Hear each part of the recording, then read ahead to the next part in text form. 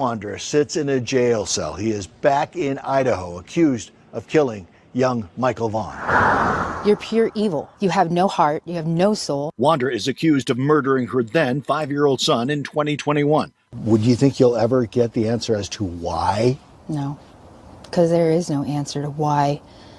Why would somebody hurt an innocent little boy? What answer could you give? What answer could you possibly give? How scared was he? Did he ask for me? Did he ask for Tyler? Stacey Wondra has been charged with first-degree murder and second-degree kidnapping and destruction of evidence. Michael Monkey Vaughn went missing from his Fruitland neighborhood on July 27, 2021. This is a criminal investigation. Now, more than 4 years later, in newly unsealed court documents, Fruitland police named 4 people they believed are involved in Michael's murder. Those 4 names are ones we've heard before. This is Sarah Wondra. This is Sarah's husband, Stacey Wondra. This is Brandon Shurtliff, Adrian Lucien. As for what these 4 people have in common, they were all staying at the Wondras' home when Michael disappeared in 2021. That's just half a mile from Michael's home where he was last seen. In the PCA, police pointed to video evidence they say showing Shurtliff walking around the neighborhood. They say Shurtliff helped move Michael's body in a duffel bag temporarily to his mom's home in Kuna before standing guard as they buried him in the Wondras' Fruitland backyard. Stacey Wondra told police the 4 hoped to sell Michael for $10,000 each. He says the idea came from Adrian Lucien. Idaho News 6 is now learning Lucien was arrested and released in Indiana in October for a traffic-related misdemeanor. Sarah Wondra is currently serving time in the Idaho State Prison System for unrelated charges. She's eligible for parole in early 2026. Karen, is there any connection between the Vaughn family and the home where police had been searching? No, we've heard this more than once from the family representatives and from the police department that there is no connection between the Vaughn family and the home where this search took place. As you know, from the time Michael went missing, this has been an all-hands-on-deck investigation, and it remains very active and an ongoing investigation. You can't take one of our most precious citizens from us and ever expect us to stop. During the course of this investigation to date, we received credible information that the remains of Michael Vaughn could be found in the backyard at 1102 Red Wing Street in Fruitland. As a result, the Fruitland Police Department obtained a search warrant for the residence along with the front and backyards. That search warrant was served on November 11th. It was a Friday. We served that late in the evening. Upon entry, officers encountered Sarah Wondra, one of the known occupants of the home, and Sarah was subsequently arrested based on probable cause that she had knowledge of Michael's death and failed to report that death to law enforcement. The following day, the Fruitland Police Department, joined by the Idaho State Police, the Idaho Mountain Search and Rescue, the Fruitland Fire Department, and the Fruitland Public Works Department began a very methodical excavation of the backyard of the Wondras' home.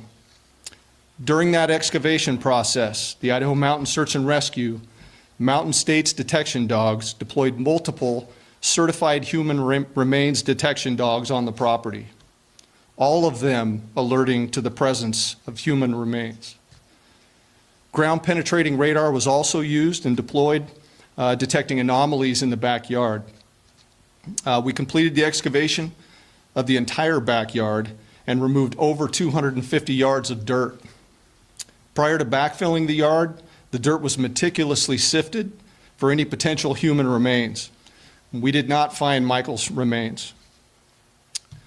Although the remains of Michael Vaughn were not recovered, we strongly believe, based on evidence, that Michael was abducted and is deceased, and that his remains were buried and later moved from the property. As of today, the whereabouts of his remains are unknown. However, the investigation is active, fluid, and ongoing. Once the excavation was complete, we conducted a thorough search of the Wondras' residence. The search was productive, and additional investigative evidence was recovered and is currently being processed. An hour's worth of body camera footage showing Stacey Wondra FaceTiming with detectives and directing to where Monkey's body was buried in his backyard. It's like right under that mound area. It's right under the mound. About where at compared to the trees? A little like right to the right of the trees area. It should be, it should be a garbage bag. Okay, what color is the garbage bag? It would either be white or black. We only had two colors. Is the duct tape still going to be over his mouth? It should be. Okay. I didn't watch to take them off. Okay. So you should have everything intact as it was. He claims he watched the burial happen. Okay. How far down is Michael? I don't know how far she actually dug. And the she he's referring to, that's his wife Sarah, another suspect in the case. Stacey says Adrian, a third suspect, was also there for the burial. Out of 300 homes, police say canines tracked Michael's scent to the home where Stacey, his wife Sarah, and their two roommates Brandon Shurtliff and Adrian Lucien lived. As Joe mentioned, a newly released probable cause affidavit filed in June lays out the interviews following Michael's disappearance. Again, during these initial searches, police say canines tracked Michael's scent to the fence line of the home where Stacey Wondra, his wife Sarah, and their two roommates, Brandon Shurtliff and Adrian Lucien, lived. All four of those individuals have been named people of interest in Michael's disappearance. One of Michael's neighbors told police they saw Michael riding a bike outside of the Wondras' home the day that he disappeared. Another neighbor said they saw that same tricycle at the Wondras' home during a garage sale months before Michael disappeared.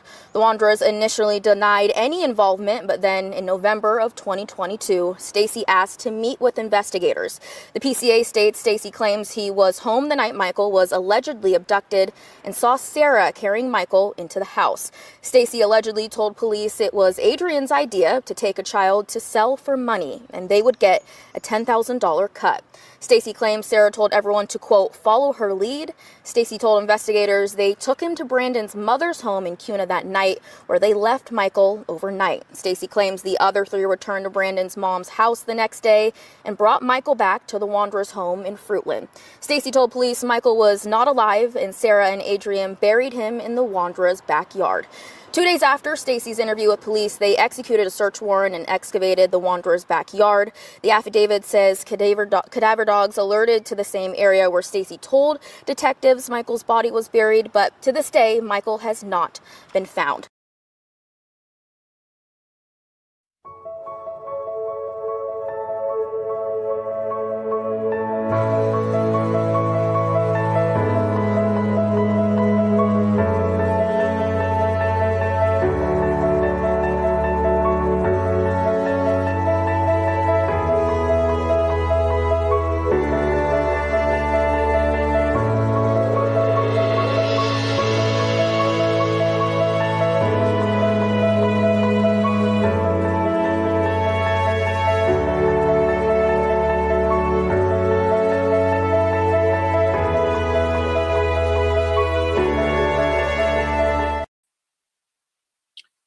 Hello, everybody. Welcome in. It is March 12th, 2026. Welcome into Missing PNW Crimes Revisited. My name is Samantha. So good to have you guys here tonight. Thank you so much for supporting the Vaughn family and supporting Michael, for being a part of Monkey's Army. Brandy Vaughn, Michael's mother, I just seen her pop up, so please be mindful that Michael's mom is here in the comments. And who is here? We got Court Case Courtney. Thank you so much for coming in. We've got Dawn, Baby Kisses, Yankee Kyle, Julie. Thank you guys all for coming in.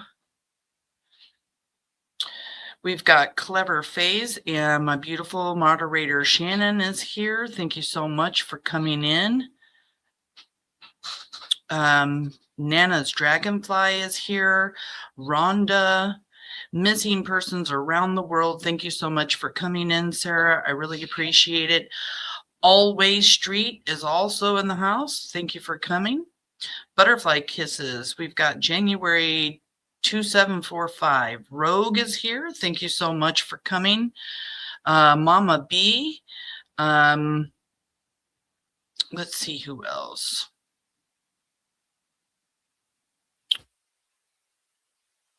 Northern Lights is also here.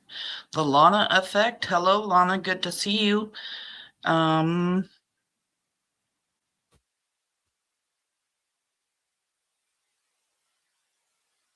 The Real ICU is here. Thank you for coming. Quiet Tear thing is here. Minky is here. Preschool Granny. Nice Marie. Olive Eva. Thank you guys for coming in. Chaos Queen is also here. Purple is here. Thank you for coming in. Hair Curlers in Crime.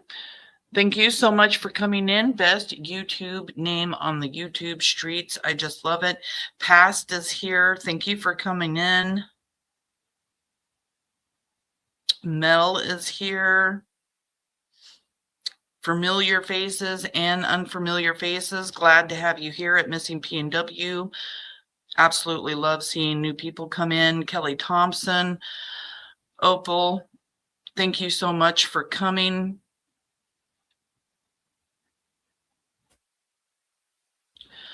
Opal loves to come in and write beautiful messages, and today she says, just a gentle reminder, you are appreciated.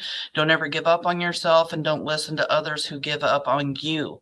You matter, and I believe in you. Thank you so much, Opal, for those kind, beautiful words. We love you so much. Thank you for coming.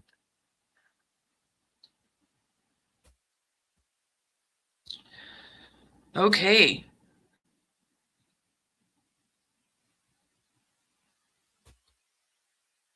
We're here to talk about Michael Joseph Vaughn, who was abducted in Fruitland, Idaho, near his home on July 27th, 2021. There are 4 named suspects in Michael Joseph Vaughn's abduction and murder: Stacey Wondra, Sarah Wondra, Adrian Lucien, and Brandon Shurtliff. Stacey Wondra just had his preliminary hearing after being charged with first-degree murder, second-degree kidnapping, and destruction of evidence in Michael's case, and he's going to trial. He'll be going to district court to plead guilty or not guilty on April 15th at 10 a.m. in the morning. Sarah Wondra is currently in prison on unrelated charges, but she will not be released as a free woman. She is also going to be charged on her release date, which is October of 2026. She will be charged with first-degree murder, second-degree kidnapping, and destruction of evidence, also according to her probable cause. Adrian Lucien likes to play games, likes to tell everybody he was just set up to live at the Wondras house. Lots of talk at the preliminary hearing about Adrian Lucien and Sarah Wondra putting together Snapchat profiles using women's pictures and trying to scam people for money. Adrian Lucien has said that the price went up. He has also said a sacrifice gone wrong. In his own messages, 2 people admits of having knowledge of Michael Vaughn's abduction, yet does not take any responsibility for himself, just like all of the other suspects. Brandon Shurtliff knows more about Michael's abduction, and he knows where Michael Vaughn is.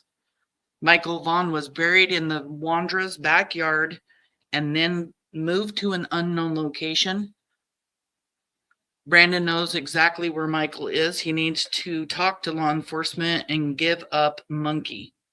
His family wants him home.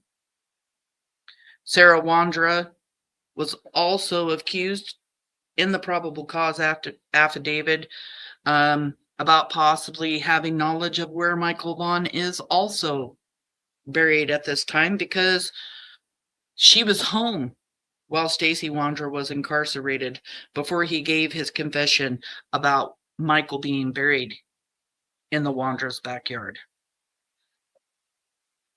Brandon Shurtliff not only knows where Michael is, we know many things about Brandon Shurtliff, and that's why we're here today to talk about what Brandon Shurtliff knows, because lots of stuff came out about him at the probable cause hearing.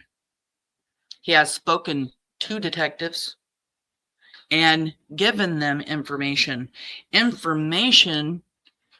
he would not have any knowledge of had he not been involved with Michael's abduction and murder. Somebody out there has a tip to give law enforcement. This family and law enforcement could really use those tips. If you could please call in a tip at 208-642-6006 or email findmichael@fruitland.org. You could be Monkey's hero. You could be the Vaughn family's hero in bringing him home or giving up information so that all 4 suspects can be charged. And we're all waiting. Monkey's army is waiting for justice. We're waiting for Stacey's trial. We know that Sarah is panicking. She does not want to face the DP in prison. And if she knows where Michael is, she's going to start talking.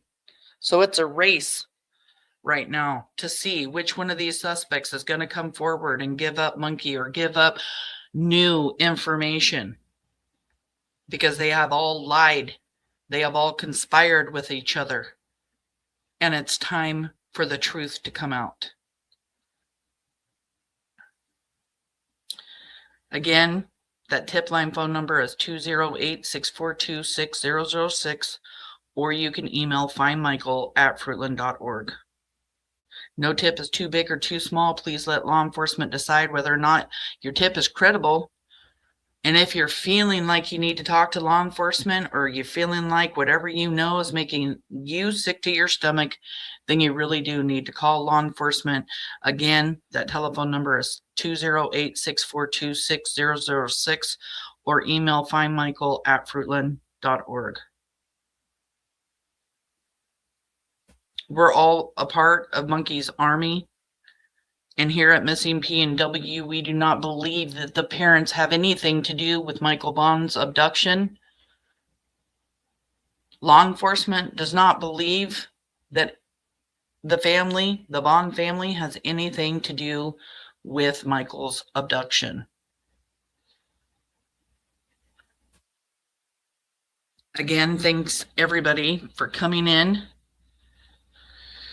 Well, Brandon, I hope you're watching. I hope you're here, because I've got a lot of information to talk about. Some of it's going to be using your own words. Some of it's going to be out of the probable cause affidavit, and some of it came from the preliminary hearing last week. You need to go talk to law enforcement, because I believe Sarah or Stacey's going to flip again. I really do believe that. I want to start off with just a few things that Brandon Shurtliff has said in the past. So let's just hop right into this live stream, you guys. Thank you guys for coming in.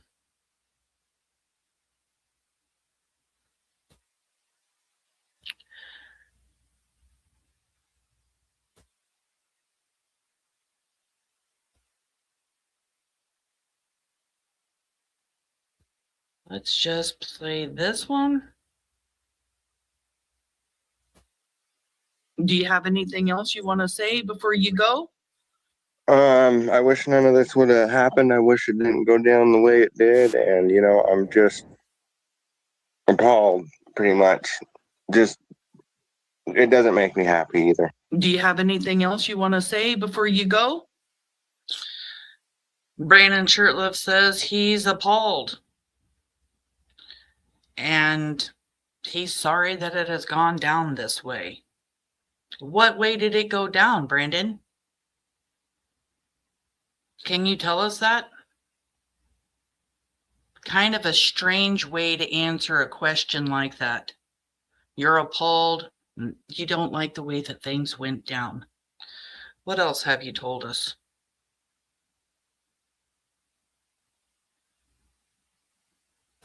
I believe you told us all that everyone panicked? Someone says, "Hey, what's going on? What are you guys doing out here?" And they said that a child had come up missing. And that was the first time right there when I had heard the news. Like that whole street, a lot of people came out of their houses at that time. And there's one car in the road, a couple different, like it was starting to get to be pretty busy. And that's when they said they called the police, did a police missing child report, called search and rescue, Idaho Fish and Game, and then fire departments, basically everybody, search party searches on. All right. So yeah, you guys got a missing child in the neighborhood. You know, you guys are becoming aware of this at this time. You guys go back to the house. Did you do anything else that evening after you got back to the house? So we were kind of in such a panic at that time and kind of a freak out. So we were kind of in such a panic at that time and kind of a freak out. So we were kind of in such a panic at that time and kind of a freak out, like I was, because that's the first time I heard something kind of like that before in my life. And we were turning the corner to come into the house right there, and I'm pretty sure we pulled over to the side of the.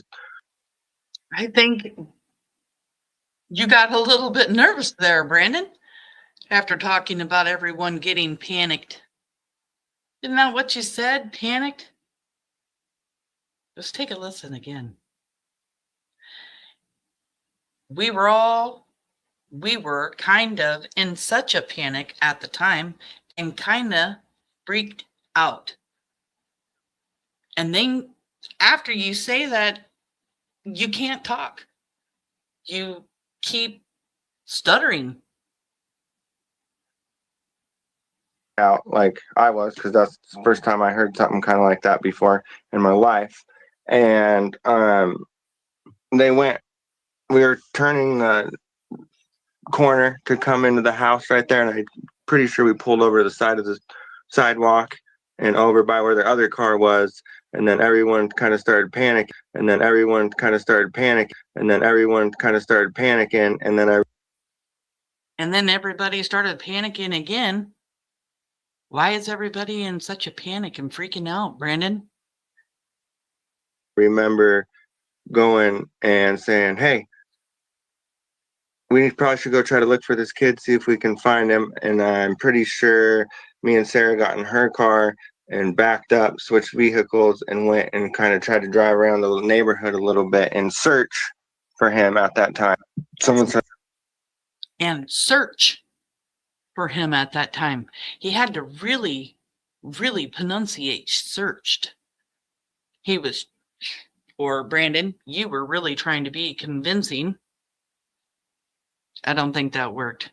Many of us do not believe you at all. And then there are other slips as well.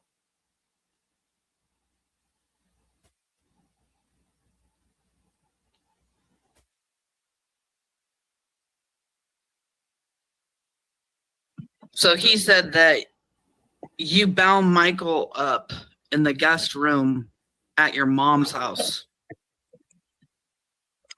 So that is a false statement, because I never have met Michael before in my life, or never even seen Michael before. Really? You've never met Michael before? You've never seen Michael before? You said different to law enforcement. You said different to detectives. On in my life up until this day. And then here you slip and say you did not know Michael Vaughn up until this day. Up until this day. Up until this day. And as far as anybody getting tied or kidnapped at my house, this or that, any of that crazy off the wall accusations, that did not happen. Crazy off the wall accusations? You just hear Stacey Wondra says that you bound Michael up and put him in the spare room at your mom's house? I would be a lot more upset by that statement. I would flip out if I was being accused. to the best of my knowledge at this time right now. To the best of your knowledge at this time right now. What does that even mean, Brandon? To the best of your knowledge? The truth is the truth.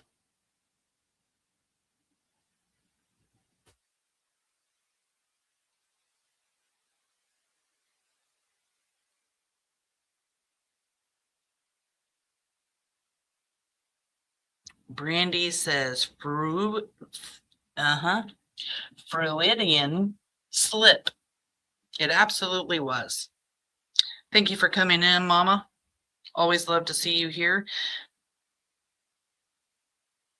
Kelly says because he knows he's lying and he has one brain cell.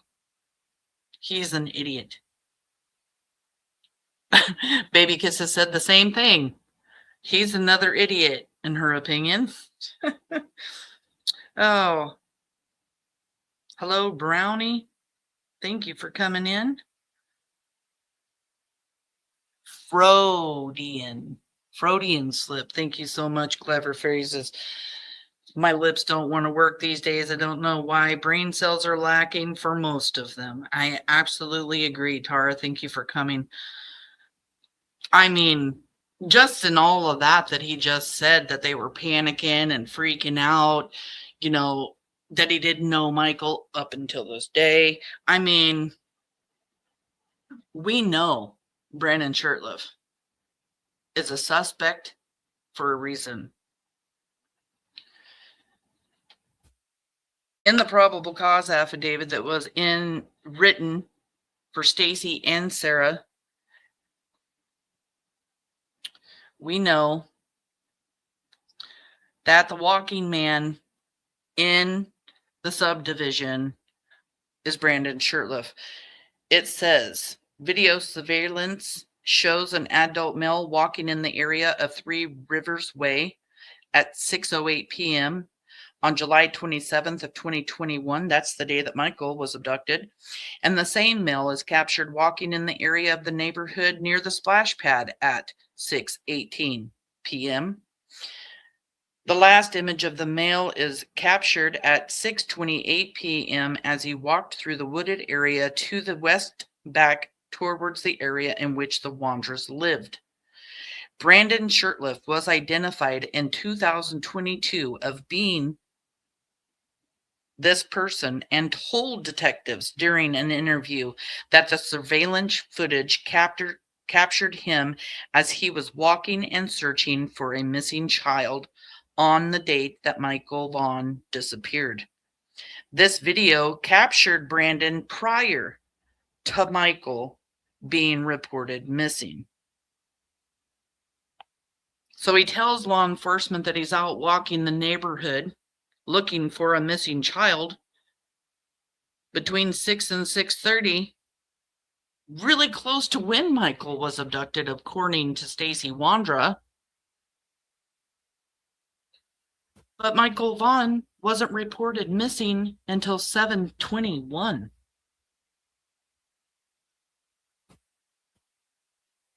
Big, huge contradiction in his story to law enforcement. And then we have Brandon Shurtliff calling Sarah. Tina Mariel, Brandon Shurtliff's mother, was interviewed by law enforcement. Tina reported that Brandon's behavior changed after he lived with the Wondras.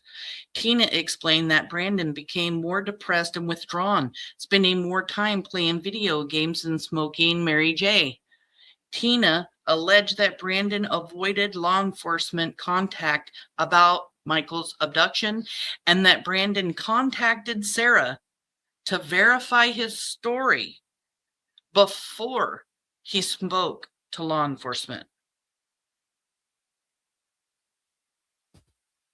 So here you have Brandon calling Sarah to verify his story. And we know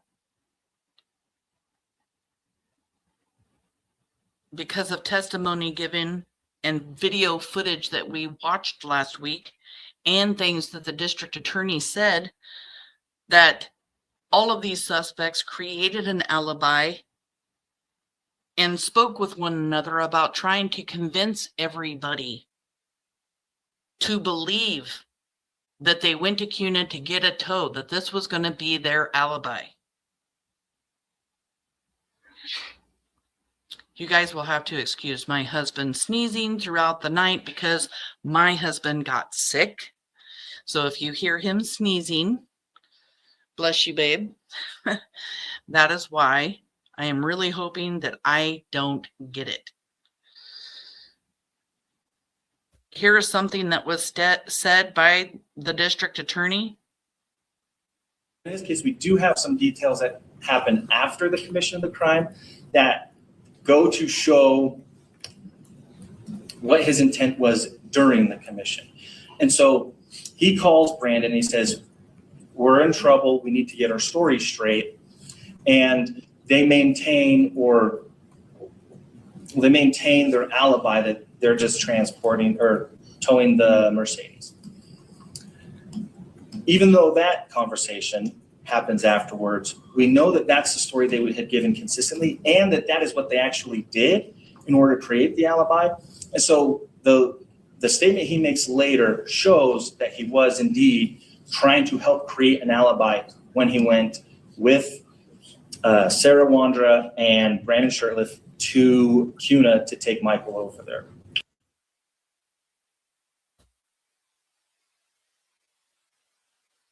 The district attorney talks about Stacey Wondra and Brandon Shurtliff conspiring together to create an alibi.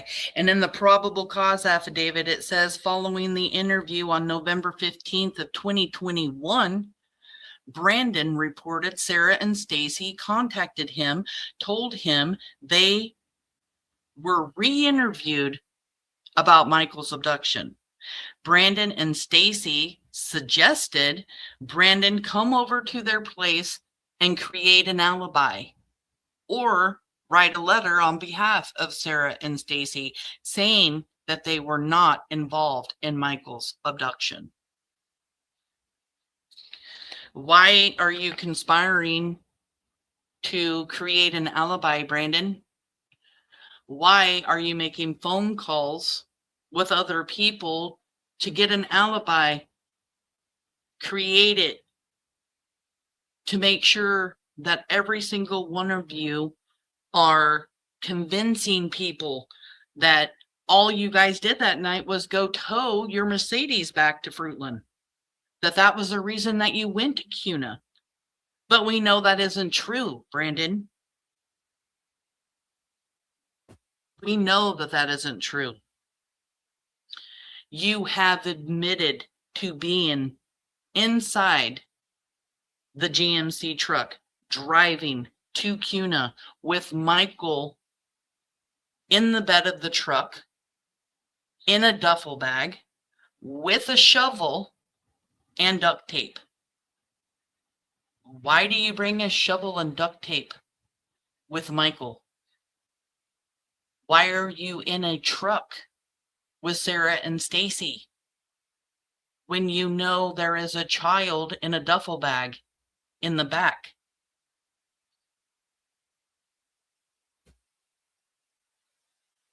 On page 3, it says surveillance footage shows Sarah driving a maroon GMC pickup belonging to Sarah and Stacey Wondra on July 27th of 2021 as she drove out of the neighborhood at 7:08 p.m. Stacey has been identified as the front passenger, and Brandon, you were in the driver's side rear. You were a passenger. You, Sarah, and Stacey's phones and phone data showed you were all co-located as you left the neighborhood at 7:08 p.m. and drove to Cuna.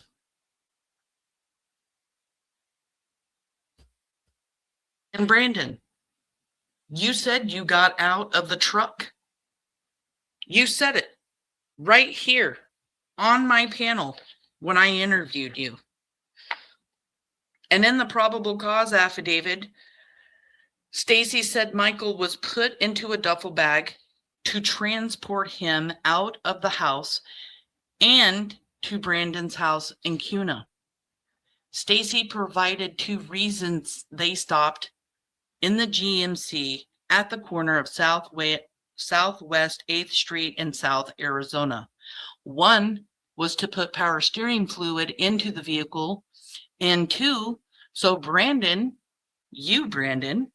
could check to see if Michael was still alive, because Michael was bound with duct tape and stuffed in a duffel bag that was in the bed of the truck.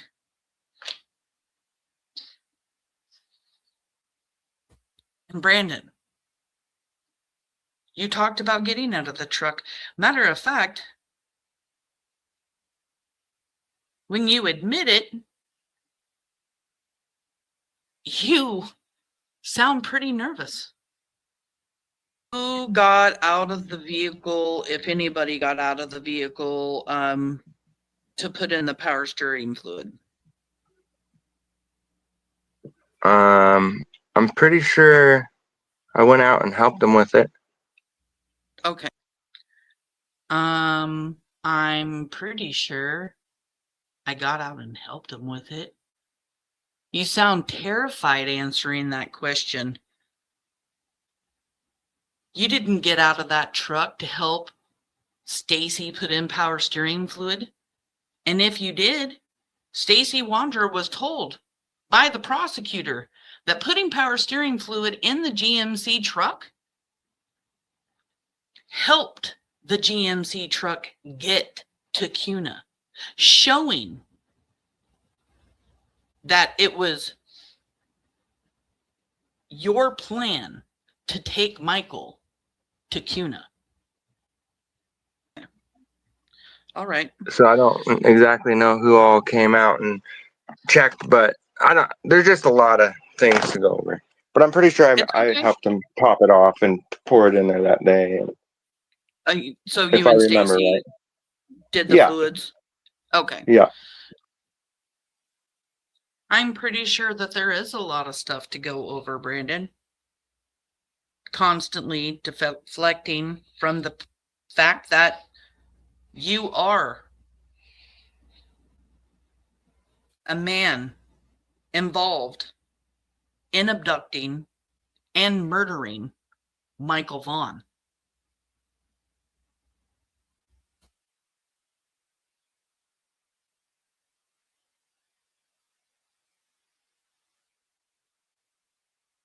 Cadaver dogs hit at your mom's house, Brandon. Your mom tried to make up excuses about how her toilet was leaking, the pipes in her house were leaking, and they must have been hitting on poop.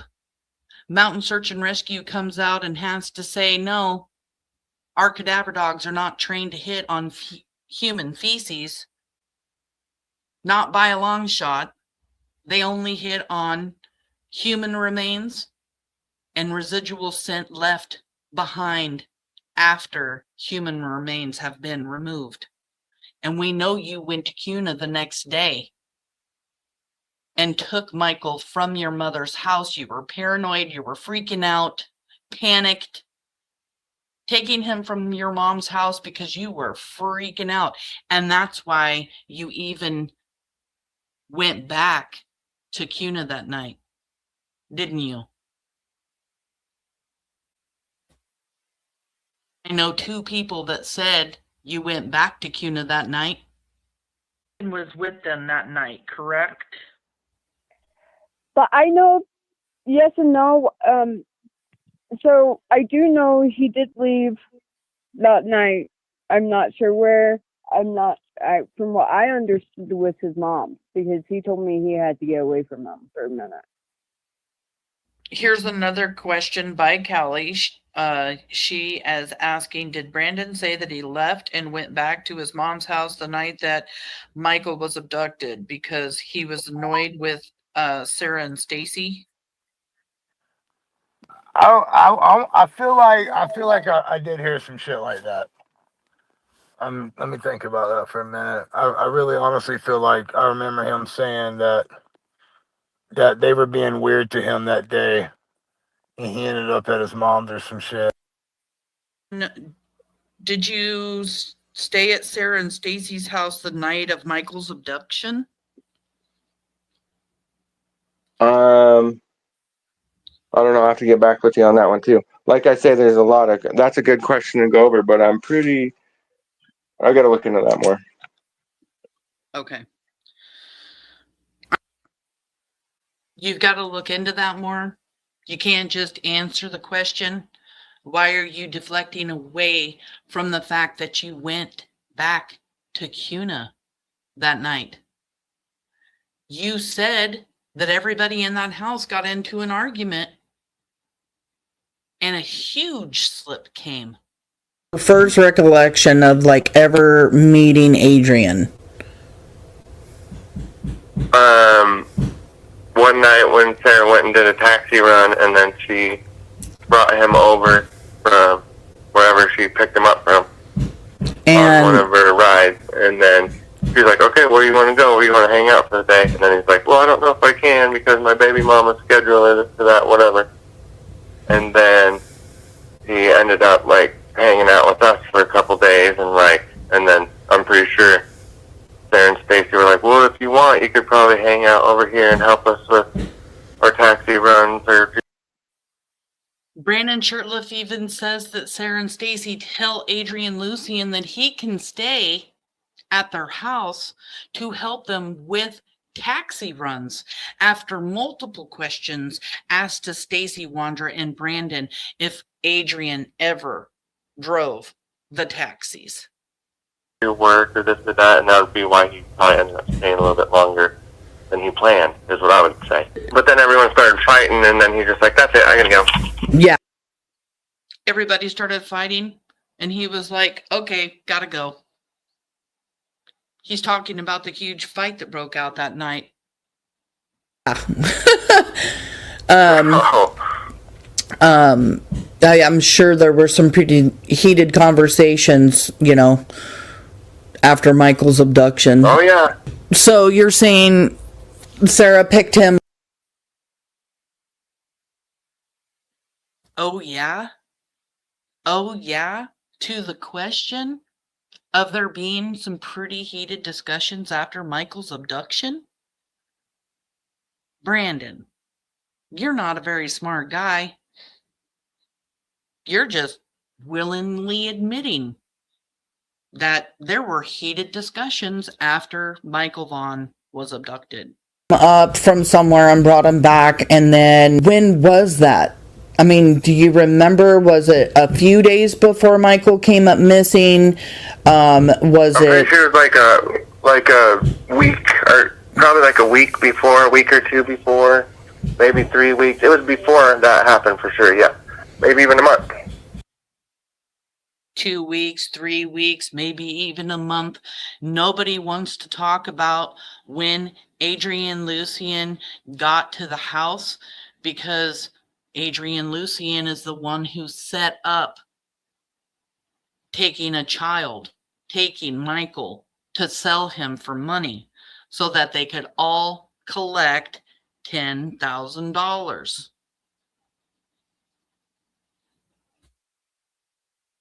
And then, Brandon, how weird is it that in later interviews in the probable cause affidavit, it says that Sarah stated that she and Brandon went to the gas station for soda and candy prior to helping with the search.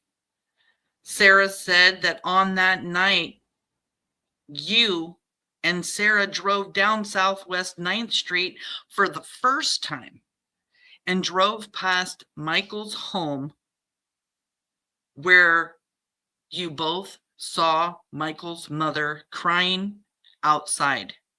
Sarah said she and Brandon went home due to the number of people already out searching.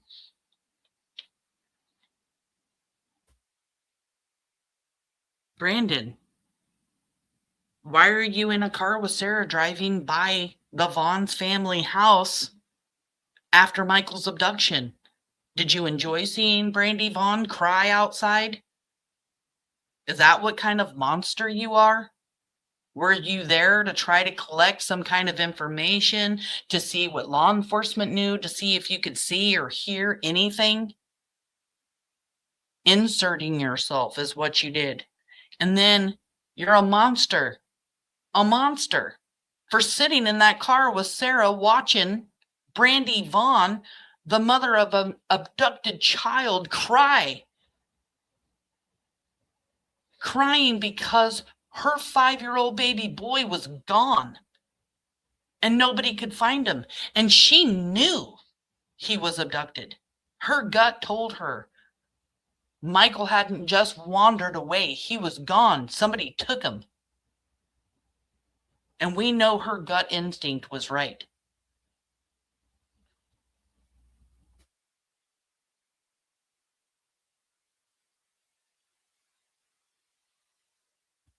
Last week at the Stacey Wondra's preliminary hearing, Juanita Kelleher gave testimony. You know what's strange, you guys? I've had this picture of Brandon for 2 years. Completely forgot about this picture. But today, it popped up in my Canva as I was trying to put together a thumbnail for this live. God is watching. You guys see the duffel bag behind Brandon Shurtliff's head? I've had this picture for a very long time. Given to me perfect timing. During last week's preliminary hearing, Stacey told detectives in that 9.5 hours of footage that we watched that the duffel bag that Michael was put in was either red or orange. Juanita Kelleher testified in court that during an interview with Brandon Shurtliff, she asked him if he had an orange or red duffel bag. Brandon said he had a red Marlboro duffel bag. And then Brandon asked if they'd found it yet.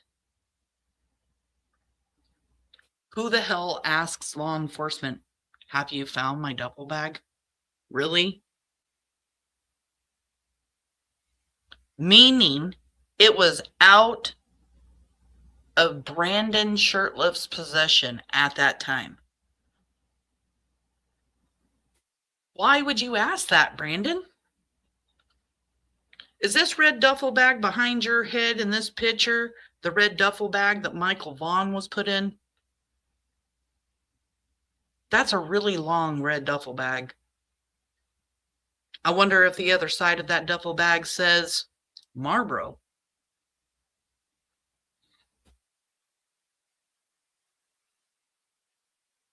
Lots of explaining to do, Brandon.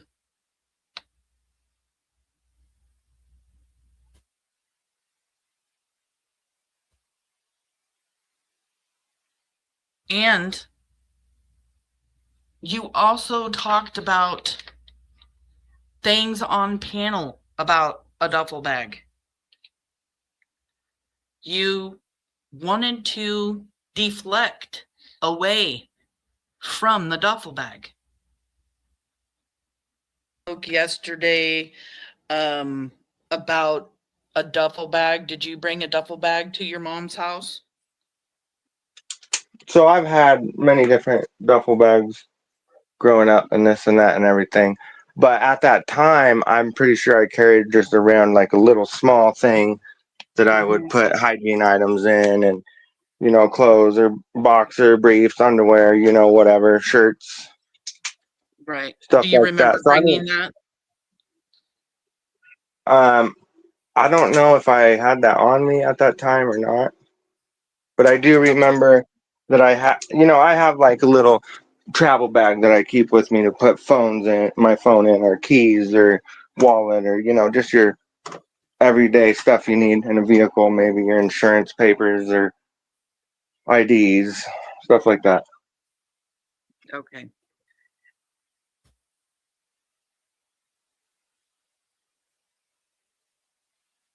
Brandon, we know you took a duffel bag to Cuna.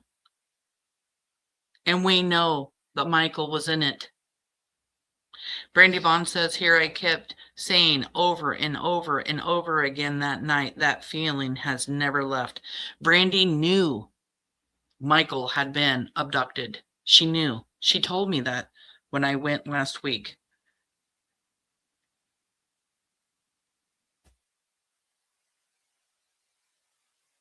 Brandon, you have so much explaining to do. You can't talk to law enforcement about a backpack and admit that you have one and then turn around and ask if they had found it yet. If you ain't worried about it, if you're not trying to insert in the investigation, if you're not trying to find out information, find out what they know. Do you think law enforcement's stupid enough to tell you?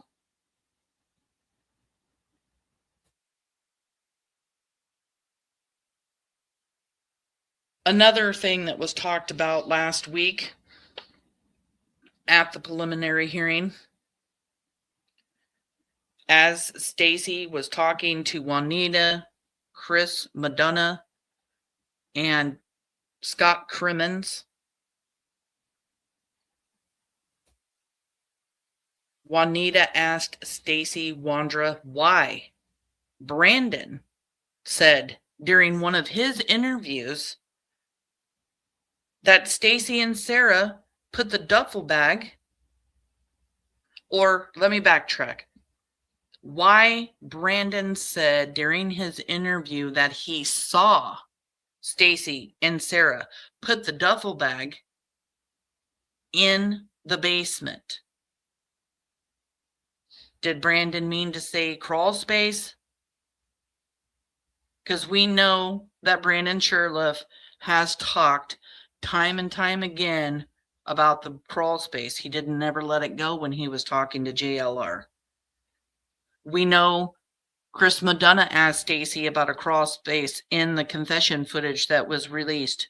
We know cadaver dogs went down to the crawl space to see if they would alert in the crawl space, but we learned that they didn't. But we also know that the crawl space at the Wondra's house was covered in cat urine and feces that can throw off a cadaver dog's scent because of the smell of ammonia. How can you, Brandon, watch Sarah and Stacey put a duffel bag in a basement or crawl space if you didn't know anything about Michael Vaughn being in a duffel bag? Stacey Wondra told Juanita Kelleher, Chris Madonna, and Scott Crimmins that Brandon, Adrian, and Sarah went back to Fruitland the next day and brought Michael back to Fruitland. And then they buried him in the backyard on the 28th. And then Juanita Kelleher says, we went to your house and interviewed you. And I'm assuming this is the interview August 1st. And she says, we didn't see any fresh dig holes, mounds, or fresh dirt anywhere. That to me tells me that Juanita Kelleher did not believe Stacey Wondra when he said they buried him on the 28th. It's my personal opinion only, and my theory only, that Brandon did see somebody put Michael Vaughn and the duffel bag in the crawl space or the basement. But I'm saying crawl space because there is no basement at the Wondras or at his mom's house in Cuna. But Brandon Shurtliff said to law enforcement that he saw Sarah and Stacey put the duffel bag in the basement. Those were Juanita Kelleher's exact words.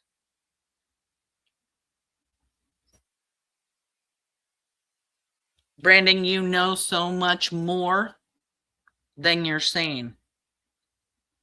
You know Michael Vaughn was abducted. You helped. You know Michael Vaughn was murdered. You were there. Stacey Wondra says, Brandon, that you got very, very quiet when Michael was screaming for his mom.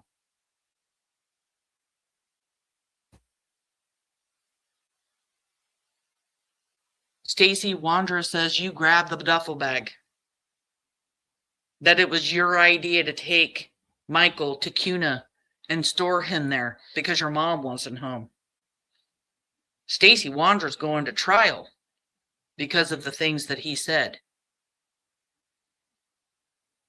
You rode in that GMC truck to Cuna.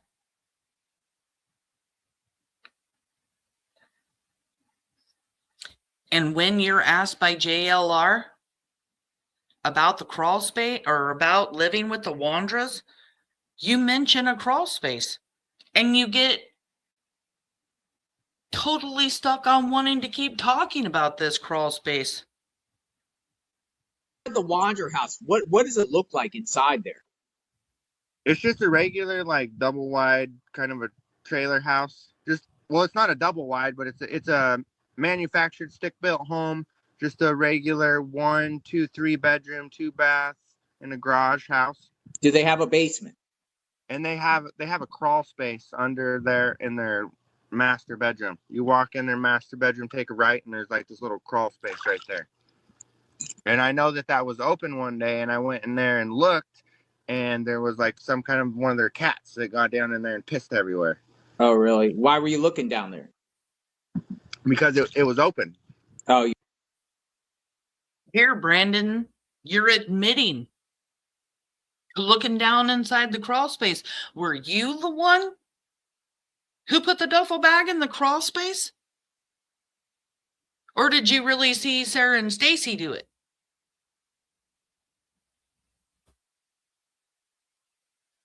You were just seeing what it was. Yeah. What about an attic? No, the door was open, like they wanted their cats to go down in there or something. Or like that was another. I don't know. I went in their bedroom and looked to the right one day, and then that thing was open. Their basement crawl space door. Where's it at in their bedroom? Under their bed? Is it noticeable? Is it hidden? It's kind of, you go in their bedroom and then you go straight into their master bedroom. There's a shower on the left, and then right when you turn to the right, there's just like this little hatch door that opens. But if someone just you could see the hatch from the wall, or you could tell something's there. I mean, is it hidden? It's cut into the carpet, so it's like just a big piece of carpet with like a little square kind of cut out on two sides, and then and it comes open. Do they have an attic? No, sir. I don't think they do.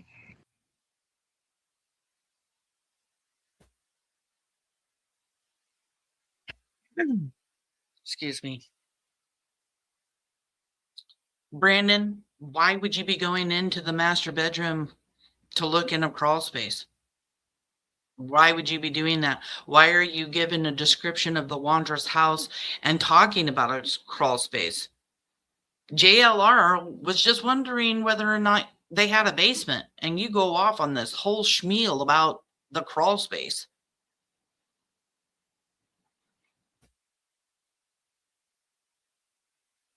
So many things that you have said, and now we know even said to law enforcement, that put you directly involved in Michael Vaughn's abduction and murder.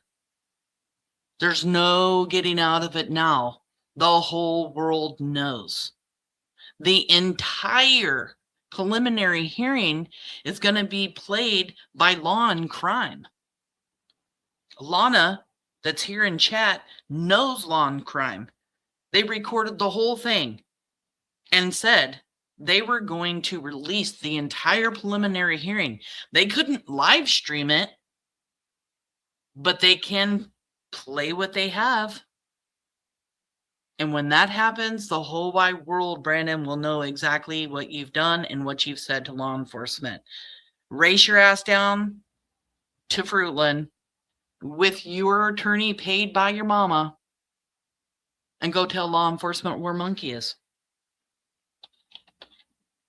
There was also testimony given about one of the suspects' family members owning a green cemetery. And for those of you that have followed this case for a long time, we already know what suspect that is. That's Brandon Shurtliff. Brandon Shurtliff goes and digs when his grandfather passes away. He goes up to his grandmother's green cemetery. So this is where you just dig and put bodies down into the dirt. It's a green cemetery. There's no coffins or any of that. Rocks are even used for tombstones. And it was the Mountain View Creek Cemetery, green cemetery. They searched that green cemetery last year. They went up to Brandon Shurtliff's grandmother's cemetery. Actually, it was passed down to Tina Marie, Brandon's mom. And they went and dug at the cemetery. Do you really think they're going to go dig at your grandmother's cemetery if they don't think you had involvement? I mean, per your own words, you've had involvement. You're asking if they found your duffel bag when you're asked about it. You're telling law enforcement that you saw Stacey and Sarah put the duffel bag in the crawl space. And then, I mean, it's not easy for law enforcement to get the warrant that they need to go start digging at a cemetery. There are lots of hoops to jump through. And you went to that cemetery. You dug a hole when your grandfather passed away. You have access to excavation materials. Your dad excavates for a living. They don't just go up to your grandma's property and start digging. They don't. And then there's this dove this is something that's always bothered me. At this Mountain View Creek Cemetery, on the sign, there's this little dove right there at the bottom. And then, just like all of the other creepy things that Stacey and Sarah and Brandon have done in the past, like Sarah Wondra putting Michael's picture up on the refrigerator for everybody to see in the house after they have taken him. Who does that? I mean, Sarah gets off with Brandon on seeing Brandy Vaughn cry as they drive down 9th, the night that Michael Vaughn's abducted. And then you have Stacey Wondra, who is changing his profile picture to Michael Vaughn, a picture of Michael Vaughn as a profile picture. A day, I believe, before law enforcement comes to the house to talk to them. And here's Brandon Shurtliff updating his profile picture that has a dove on it.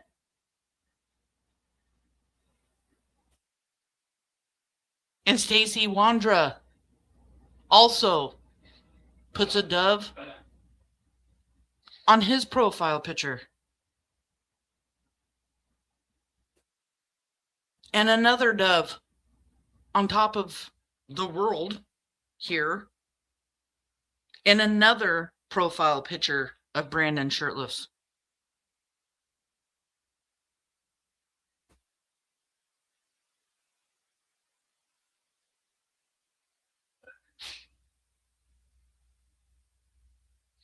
I hope you look like this right now, Brandon. With your mouth wide open, freaking out, wondering if Sarah and Stacey are going to flip on you here real quick. If Stacey knows anything, but you damn sure better be worried about Sarah because she's freaking out. She's just accused of bringing Michael into the house, holding on to him tightly.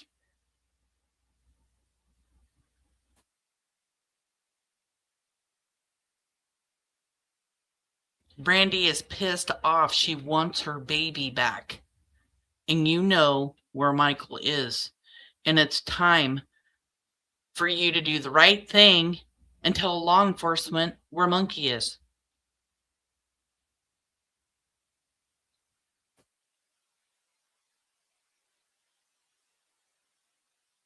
So many things came out during that preliminary hearing.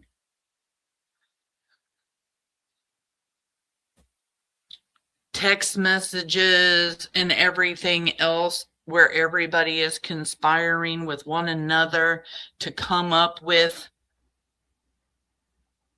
alibis. They were all going to convince everybody that they went to Cuna to tow a truck back.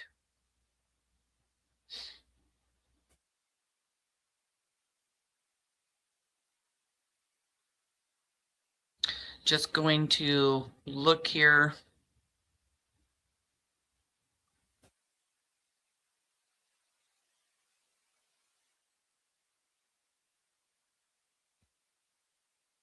At the comments, I'm going to roll way back up here.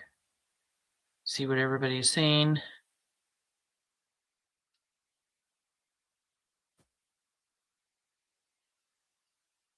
Everybody in chat knows that you did this.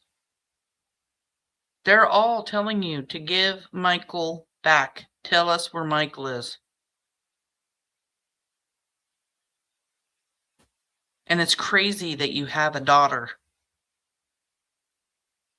And this isn't affecting you, that you're so cold-hearted you cannot give the Vaughn family back their son, their grandson, their brother, their nephew. Everybody in the world is seeing it right now.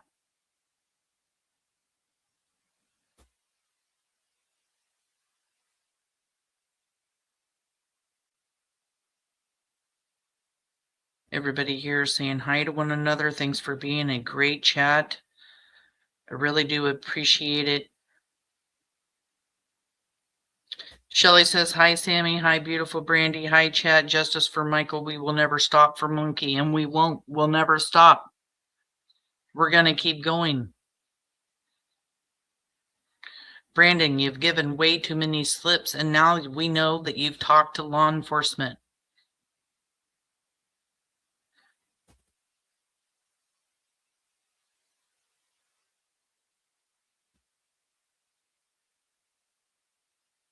Thank you guys so much for being so supportive.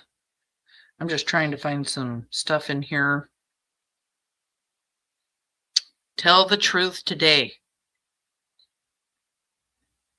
Where's the gym bag, Brandon?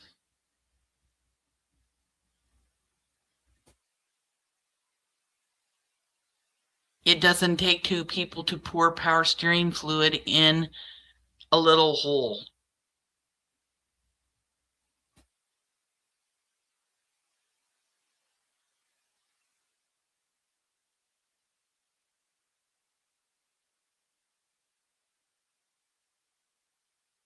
Brandy says, forgive me, y'all. I have to step in and out. So if I don't say hi or I don't answer, I'm taking a minute. I trust Sam 120%. And so many of you here know facts.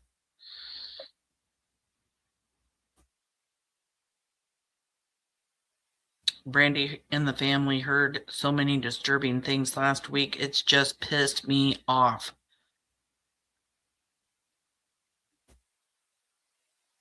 Frosty, thank you for coming in. Brandy says this has just been a whole lot on me, and I believe it's taken a toll on my health. So thank you all so much for your love, kindness, and prayers. Pinky Promise Monkey. She has Pinky Promise Monkey that she's going to find him no matter what. No matter what.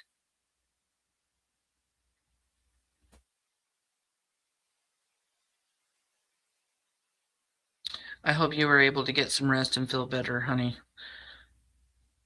I did hear about your doctor's appointment when you were talking in chat the other day, that things are looking good.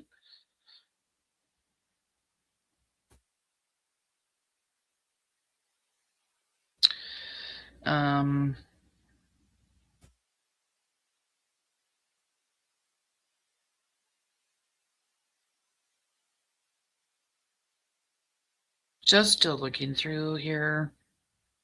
See if anybody has any questions for Brandon.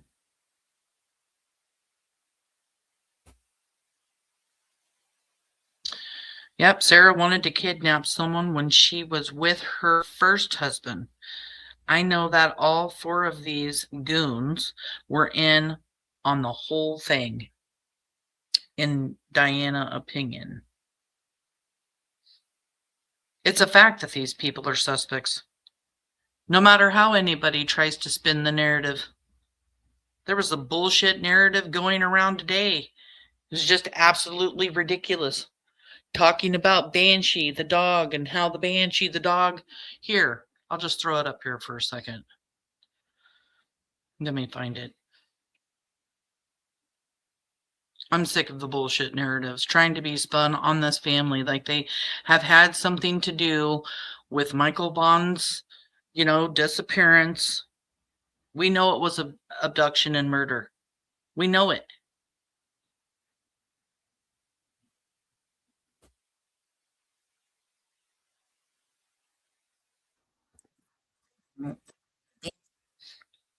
Hold on a second.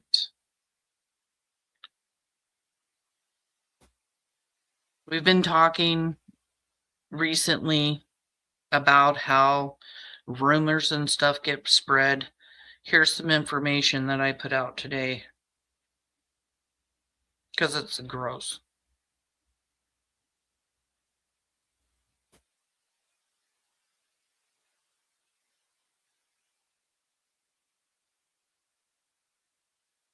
At the very beginning, a dog named Banshee, tracked live scent of allegedly Michael Vaughn, or could be someone that was in the home that the items that that Banshee used to, track the live scent could be people or a person from the household. And we don't know how a dog can differentiate those scents. If, let's for instance say, a dog sniffs a shoe of Michael's, which the Banshee did, and let's just say Brandy Vaughn, the mother, touches that shoe to hand to the FBI with no gloves, holds it for a minute and says, here you go. Her scent is now on it. How do we know that shoe doesn't, the scent being tracked isn't Brandy? Or let's just say dad or sister, puts their shoes on top of, or brother puts their shoes next to Michael's on top of it, and boy, we're just having a scent party in this shoe. That's what I mean by scent differential. And we don't know how a dog can differentiate those scents. So let's explain to Ms. Evil here how Canine Banshee could differentiate Michael Vaughn's scent from his shoe. Let's just point out the obvious. Canine Banshee was a scent discriminant bloodhound. Scent discriminant bloodhounds are elite tracking canines trained to isolate a specific human scent from environmental distractions, making them invaluable for locating missing persons or suspects. With 250 to 300 million scent receptors, they can follow trails over 300 hours old. And in Michael's case, Banshee was used 7 or 8 days after he was abducted, and 300 hours old is 12 and a half days. They are trained to identify trail and confirm a target's presence. Key aspects of scent discriminant bloodhounds. The function. These dogs are used by law enforcement and search and rescue teams to follow a single specific scent trail, ignoring others, to locate missing children, elderly individuals with dementia, and fleeing suspects. The capabilities are they can distinguish between closely related individuals such as twins or people living in the same environment.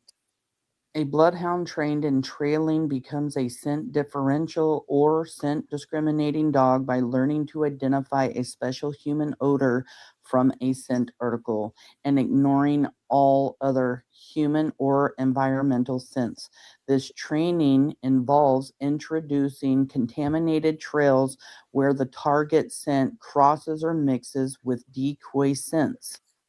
Training for a scent differential bloodhound requires before training in scent discrimination, the dog must be proficient in tracking, trailing in uncontaminated areas and have high motivation for scent work. Then scent discrimination training starts. The dog is presented with an item that has a target scent. The handler teaches the dog to ignore distractions, to focus only on the scent from the article using contaminated trails. Trainers create trails where other people walk across or near the target's path, forcing the dog to differentiate between the target scent and the contamination. Bloodhounds have advanced skills. Highly trained scent differential bloodhounds can distinguish between closely related individuals such as identical twins, and they can distinguish between closely related individuals or people living in the same environment. So the facts are this: Banshee was trained in scent discrimination, and canine bloodhounds that are trained in scent discrimination can follow trails over 300 hours old, and that's 12 and a half days.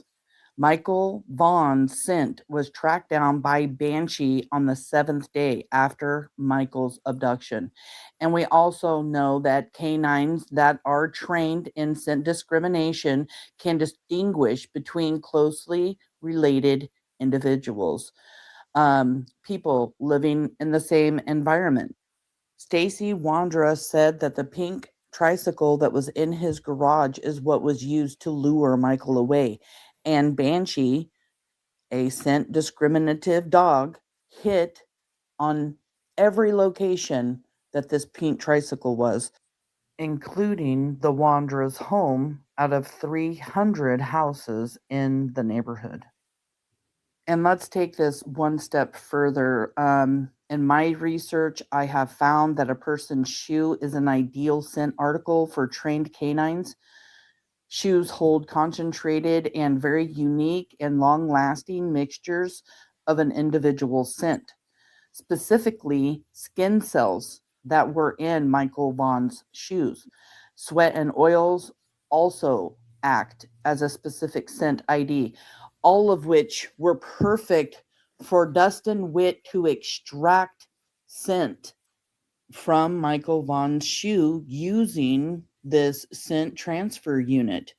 This unit extracted Michael Vaughn's scent, put it on a 4x4 pad, which was then given to Banshee to locate Michael Vaughn's scent in all of her locations?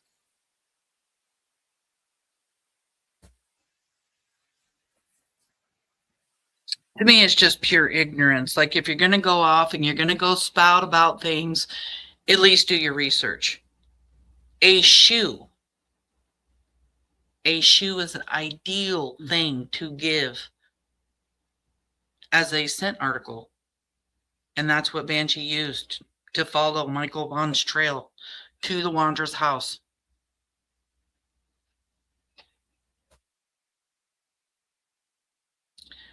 We know Brandon Shurtliff is involved. We know it now 100% because he even talks about the duffel bag himself to investigators during an interview. I don't even believe that Brandon and Sarah were even looking around for Michael. They were trying to look to find out who knew what and if anybody was pointing any fingers in their direction when they're out driving in that neighborhood. Well, and also stopping by the Vaughns and seeing Brandy cry, which is just outrageous. Brandy says that she doesn't believe that Ruby Rose, and all the other minions, well, she didn't say minions, I kind of threw that in there, don't believe you give any care about Michael, so how about back off and sit with your mean girls? It's just ridiculous what the family's been going through since last week, because these haters, these minions of Eve's, they cannot handle the fact that Stacey Wondra is going to trial. Eve thought all the information that she had given to the lawyers was going to help poor Stacey out. She wants Stacey free.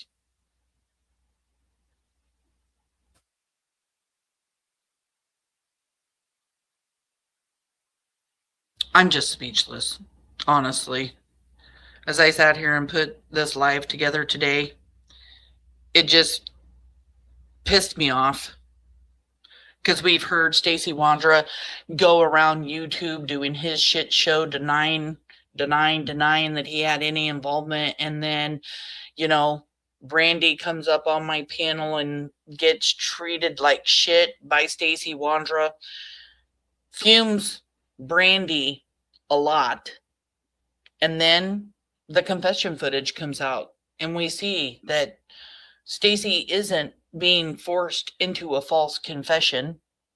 Brandon Shurtliff, he gets up on YouTube. He does the same exact thing, denies. But then he starts slipping up because he's nervous. It's just outrageous to me that these criminals think that they're going to get away with this after everything we're learning. And there's so much more going to come out in the trial. This was a preliminary hearing, and they used a smidge of what they have. They have 20,000 pages of discovery, Brandon. 20,000 pages. How much more are we going to hear about you and Stacey Wondra's trial? I hope your ass is arrested here soon, because from the sounds of it, just riding in that GMC truck with Michael Vaughn in a duffel bag to go tow your car back was enough to send Stacey to trial. And you rode in the bed of that truck. Or you rode in the truck with Michael Vaughn in the bed of the truck.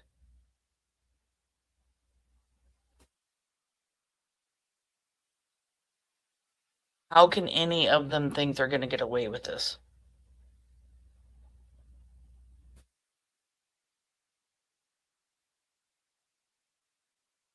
It just blows my mind.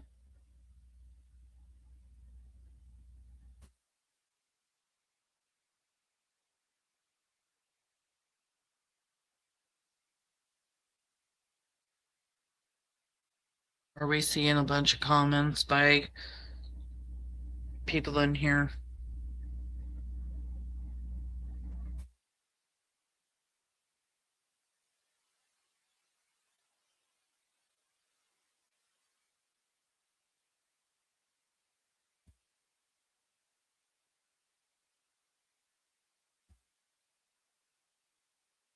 the dog would have hit on their house, all the houses that they knocked on, all their vehicles, but it didn't hit it specifically. The dog hit where a witness saw Michael Vaughn sitting on a tricycle, riding a tricycle, hit at the Wondra's house, in the fence, where Carson Starkey said he saw the tricycle, in the garage where the tricycle was stored, in the garage that Sarah Wondra pulled into with her car with Michael Vaughn, which was another story given by Stacey Wondra, because he tells so many stories.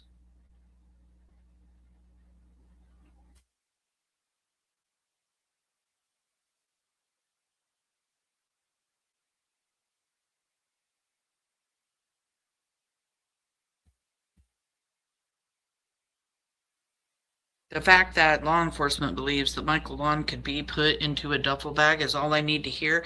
And if you look at this duffel bag behind Brandon's head, that looks plenty big enough to put a 5-year-old in.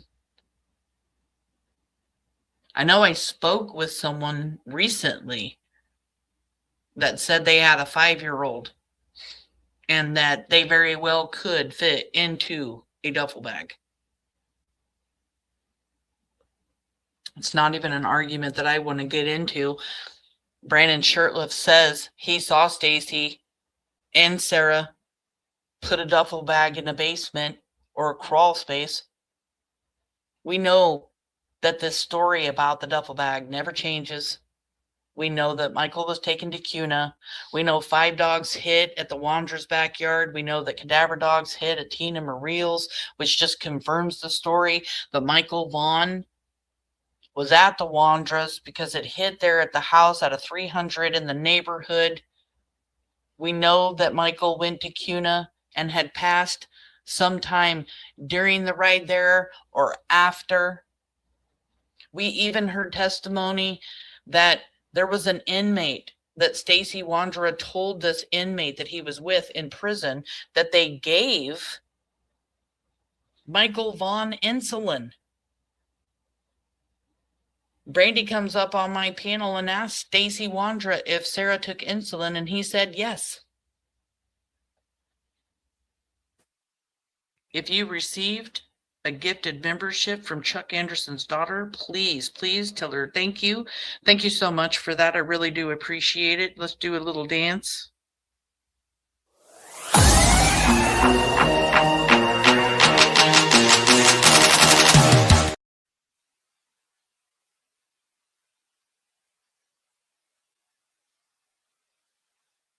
Really do appreciate that. And thank you for being a member.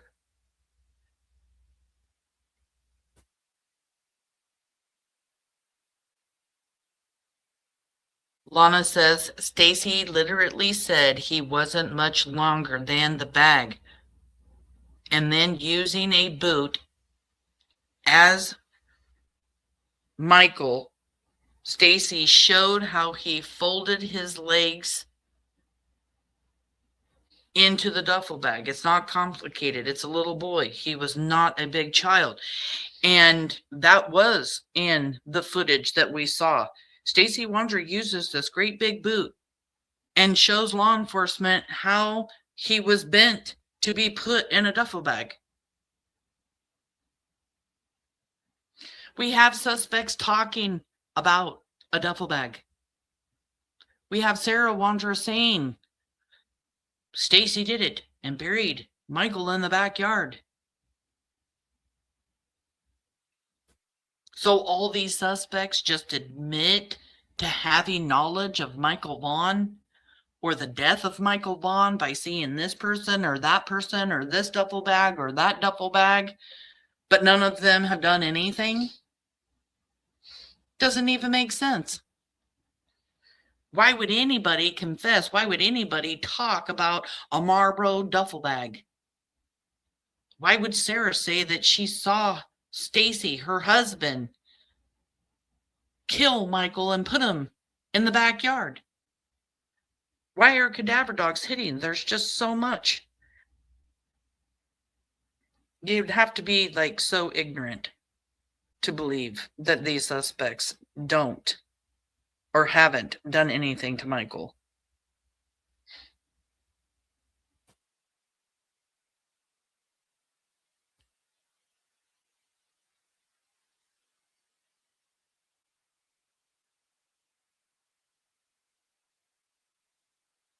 I think so too, Lana. He will turn state's evidence. I'm sure of it. He will plea. Were you talking about Stacey? Please support the Vaughns. I mean, that's what we do here.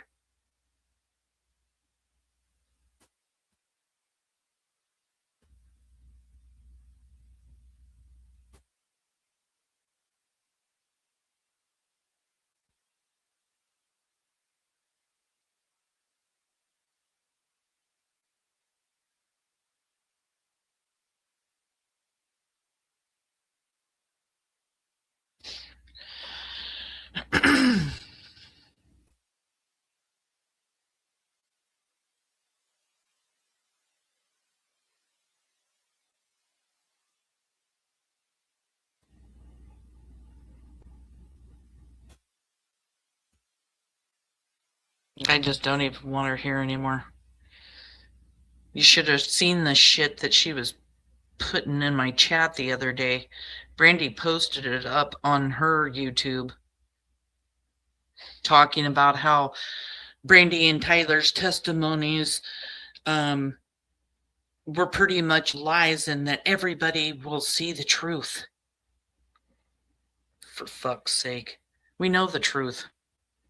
Sorry for my language. It's just irritating. And then they have to come into my damn chat while I'm going live too.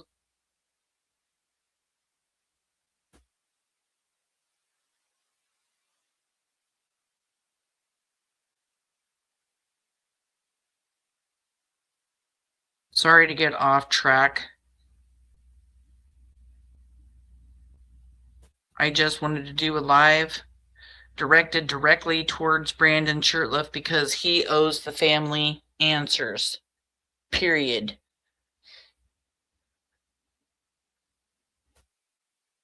I mean, at least Stacey Wondra is trying to help law enforcement find Monkey at one time.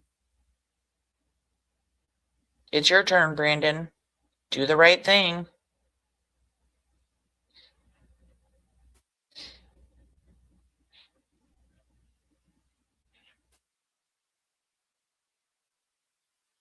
A cadaver dog even hit on the Lexus. That's huge.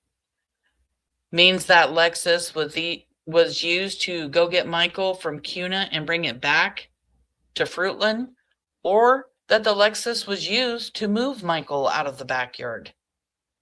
One or the other.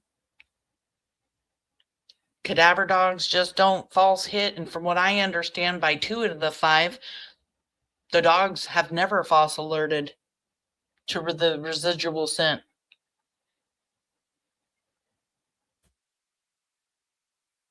It wasn't Indians buried in that backyard. It wasn't other things buried in that backyard.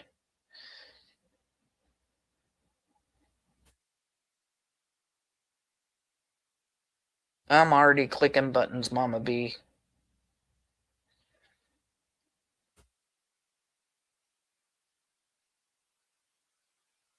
Yeah, and why would anyone not want that unless you're a complete psycho? Why wouldn't you want to tell the truth?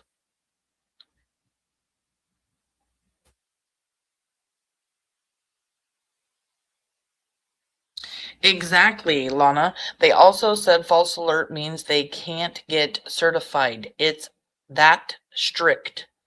And that's true because I actually heard back. I got a message yesterday from one of the cadaver dogs handlers. Let me find it real quick.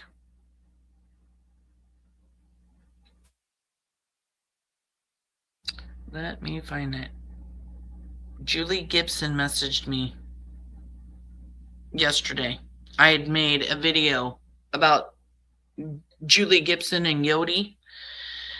And she says, "Hey, Samantha, can you change some wording for me?" Yodi does a minimum of 16 hours a month to maintain national standards and a certificate or certification test. No trying, you pass or are not deployable.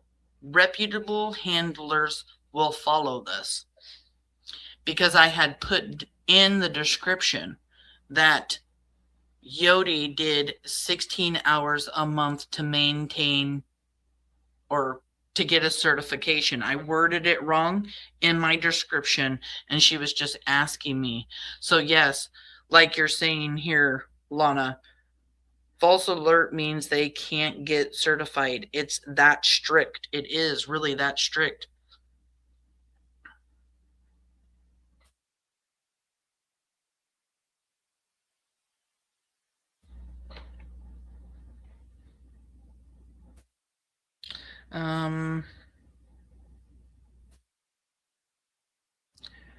These dogs can smell underwater. They are thousands and thousands of dollars, and they get certified constantly. They have to. Right?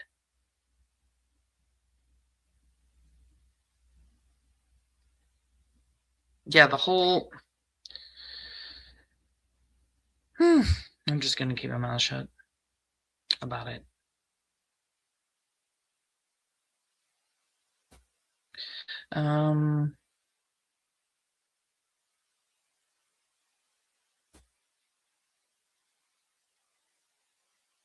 The number one goal has always been to get Michael home.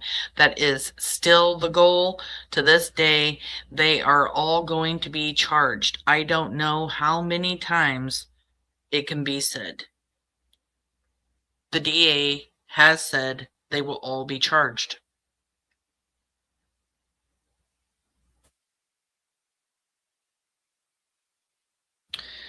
Stacey tried to play it like he was the spectator to it all, but he went along with what happened and knew what it was criminal. He's guilty by association. He could have stopped it. Exactly, Miss Tina. Even if, Brandon, you did not actually kidnap Michael, you still made the decision to participate in it all and transport Michael to your mother's house. It's huge. It shows intent.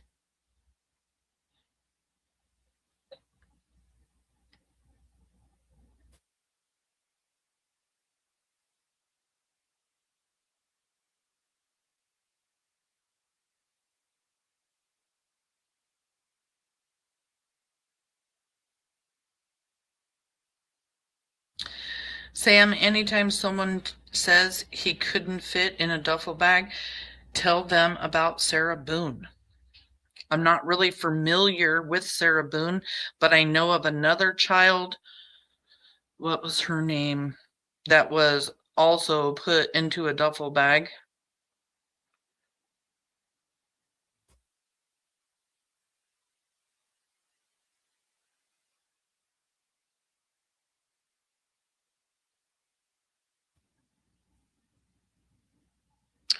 I'm just looking up something real quick.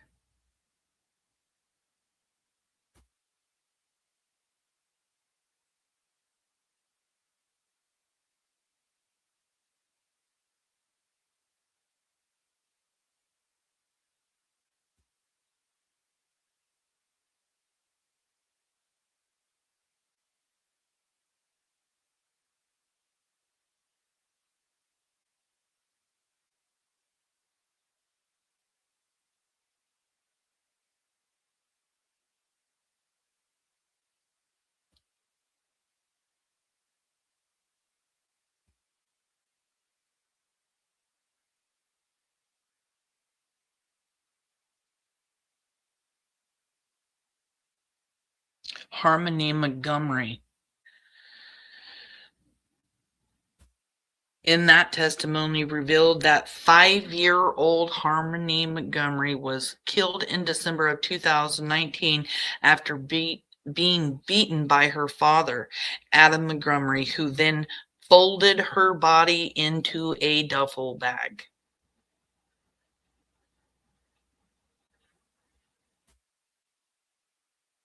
Unfortunately, the most horrifying thing is there is actually many, many cases where children have been put in duffel bags.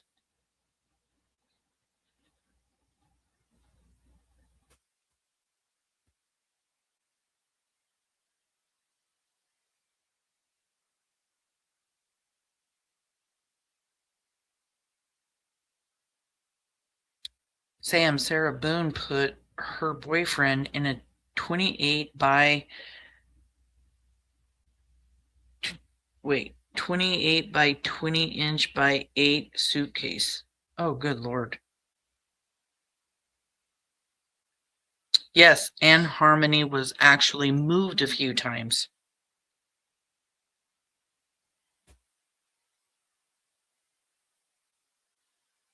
Yep, Gannon Stout. So many monsters, isn't there? Pure evil. They really are.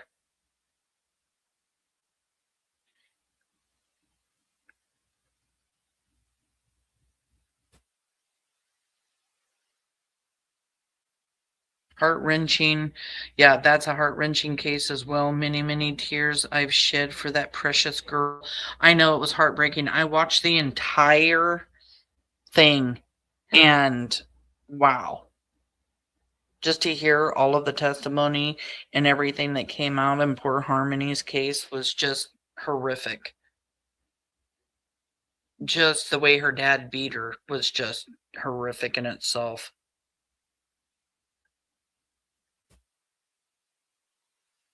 Well, everybody, I just wanted to do a live on Brandon, talk about everything that's been being said about Brandon, show you guys some of the things that he has said himself. He has knowledge of Michael's abduction and murder. He is one of the 4 suspects in Michael's case, and he knows exactly where Monkey's buried now. And he's a coward. It's time to start talking, Brandon.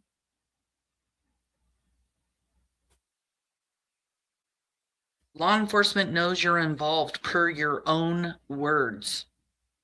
Your own words. And you think you're just going to get away with it? You think you're never going to get charged? You think your mom can afford an attorney when you do get charged? Do you know how much money has been spent on Stacey Wondra? $1 million or more.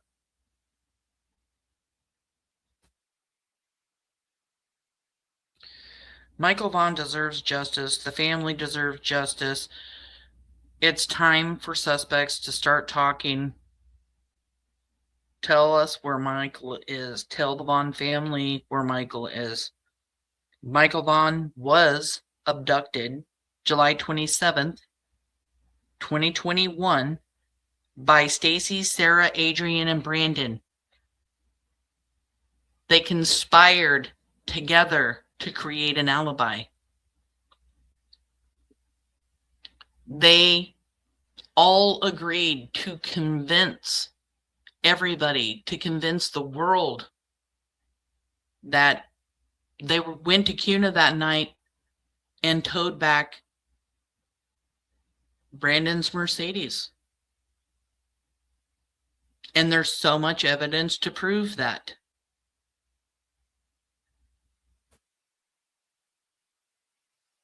These 4 suspects are named suspects. Stacey Wondra is going to trial. Sarah Wondra will be arrested when she's released from prison in October of 2026. Stacey and Sarah both being charged with first-degree murder, second-degree kidnapping, and destruction of evidence. These suspects not only sold a vehicle, let their truck get repoed after they cleaned it. It was reported to law enforcement. They got rid of phones. They deleted text messages. They deleted Facebook posts. They destroyed SIM cards. They sold furniture. They were looking up how to find homes to move to out of the state of Idaho so they could run away.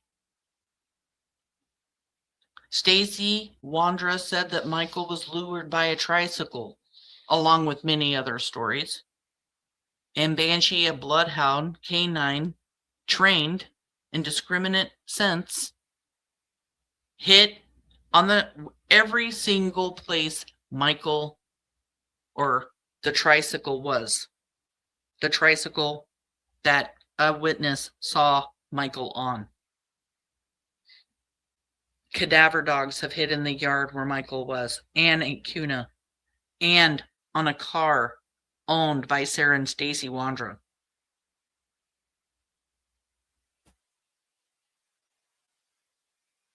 So many things have came out, not only in the probable cause affidavits, but in testimony given by law enforcement, by 9.5 hours of footage that Stacey Wondra talked to the detectives about. So much information. And they are becoming more and more and more looked at by the world. Their faces are starting to get very familiar to everybody, not just Monkey's Army. If anybody has a tip about Michael Vaughn's abduction or murder, or has any information to turn in about any of these 4 suspects, including Brandon Shurtliff, because he likes to get drunk and talk, according to Dan Guthrie. Call law enforcement. The telephone number is 208-642-6006, or you can email findmichael@fruitland.org. Let law enforcement determine whether or not your tip is credible. And please, please, please, if it's making you sick to your stomach knowing the information that you have, or if you've just been asking yourself, man, should I be calling them? Is this really important? It really is important. Even the tiniest tip could help law enforcement.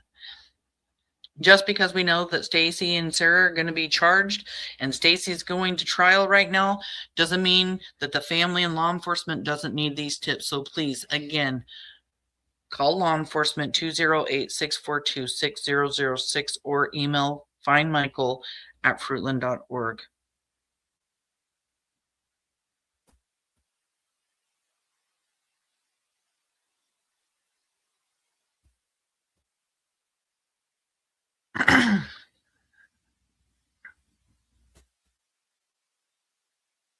Sam, 100% just have to Google their name and they are one of the first names that pop up. I hope they know that the internet is forever. You can definitely find Michael Vaughn in the story now, can't you? That's for sure. I know when I started first working, you couldn't. It was a man that would pop up. I knew we needed awareness. It's one of the reasons I took the case.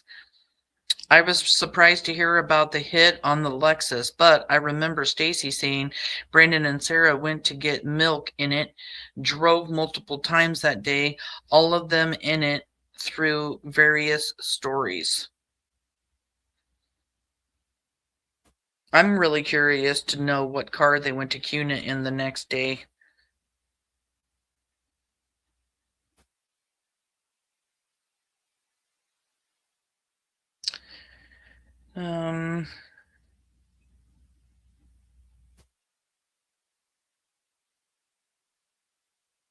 Sorry that the comments got out of hand tonight as we had a troll come in and start, discussing that the Vaughns do have something to do with this or put their narrative or spin it however they want. And that was probably my fault for even showing my video that I made today, because I was super, super irritated about certain people saying certain things about the Vaughn family. But thank you guys all for coming in. I love you guys, and I will be back tomorrow. Not real sure what I'm going to talk about tomorrow night. I am going to need some time, because I do have lots and lots and lots of pages to go over from the testimony from Juanita Kelleher and Stacey Wondra's 9.5-hour video footage. Between me and my daughter, I think we have like over 20 pages on just that video. So it's going to take some time, but I'm going to continue to keep coming back. And there's lots and lots and lots of news articles that are out there that we can go over, that we can read. Interviews that Brandy did with the news. I know there's another interview by Brandy and Tyler, and we're just going to start going over everything that's out there and show these monsters that they're all being talked about. It's not just Stacey. Thank you, Samantha. Thank you, Monkeys Army. Brandy just wants to thank everybody. Please share, share, share Michael's beautiful face, beautiful smile. Share, share, share all of everything you can find here on YouTube. Please give me a thumbs up to help get Michael's story out in the algorithm. We want Brandon Shurtliff to see this. I'm sure that he will. We know that he watches everything. And as soon as he sees a thumbnail, he's going to.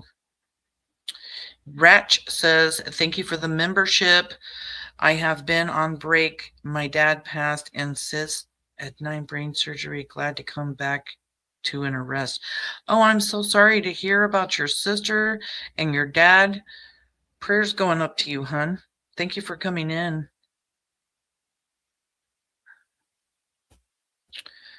Hugs to you, Sam. You are doing everything just right. Thank you. I appreciate that. I just don't like drama getting caught up in my lives. I really don't, but I'm over it.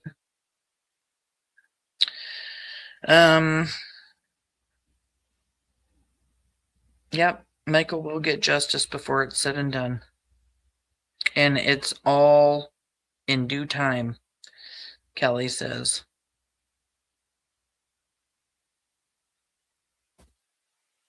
I hope you guys have a great night. I'm gonna make something for my husband to eat. He's hungry. He's sick. I need to cater to him. Thank you guys all for coming in.